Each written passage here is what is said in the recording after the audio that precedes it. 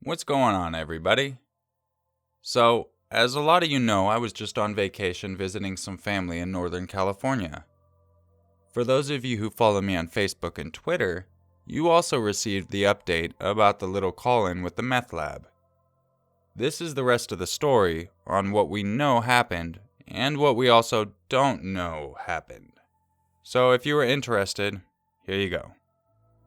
So, we ended up making it to Willits up in Northern California in Mendocino County.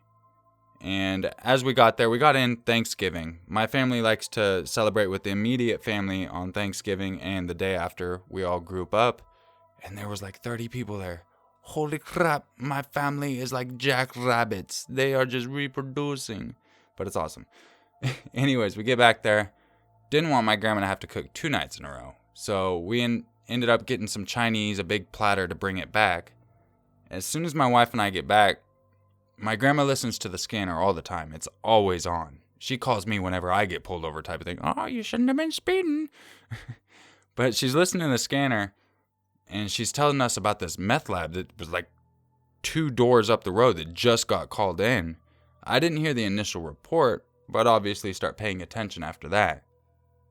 At that second, we hear of a lady overdosing right where we just got the Chinese food by the post office. So I don't know if she died. I digress. So we're listening to this, and my wife and I decide, well, let's go outside and see if we can see up the road by the church and see if we can see what's going on. So we get out there, and you can see orange lights flashing, almost like hazards, but you don't see police lights up there. So we're standing there for a while, and we're like, crazy. They're making it sound like the road's actually blocked off, and we only see these cops a few rows up.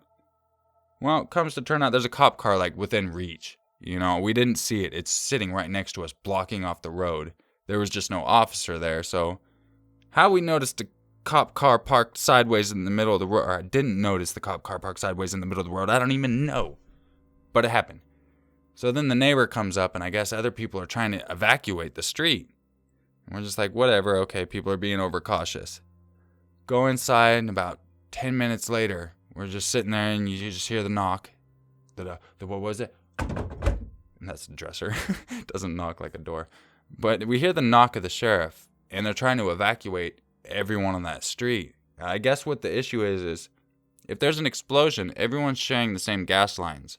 So if you have a boom boom, that boom boom go boom boom boom boom boom down the row.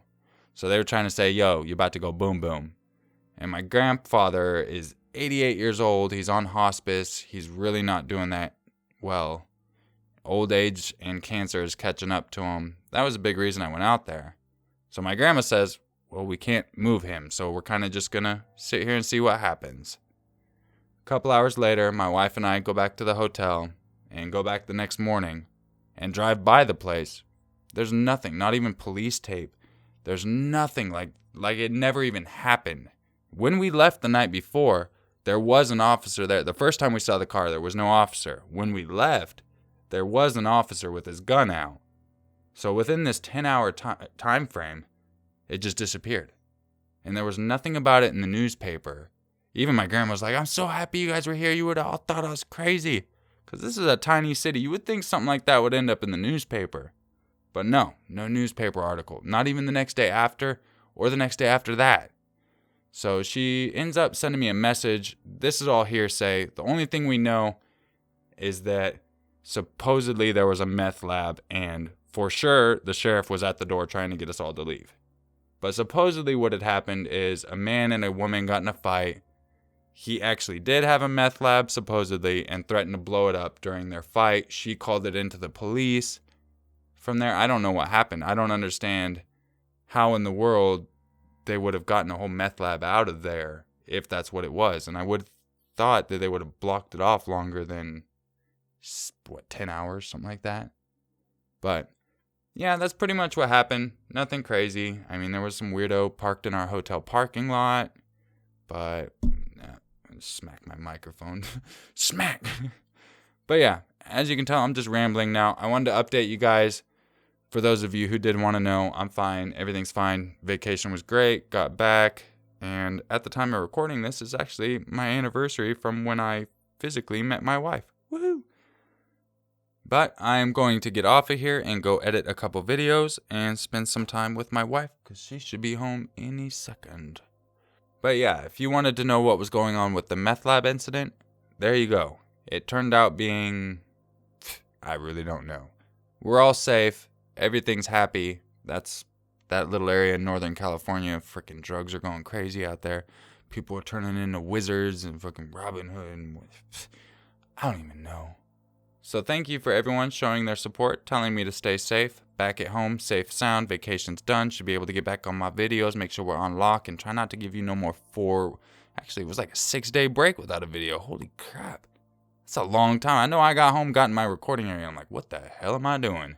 I forgot how to read. I looked at the, and I'm like, tuh? No, not really, but be some funny shit. I got too much energy. I'm going to go make a freaking video. If any of you didn't want to know what happened in the update, you shouldn't be listening to this right now. And maybe consider it a good troll, I guess. Bull. Alright, I'll catch you guys in the next video. And just remember, it's always scarier if it's true.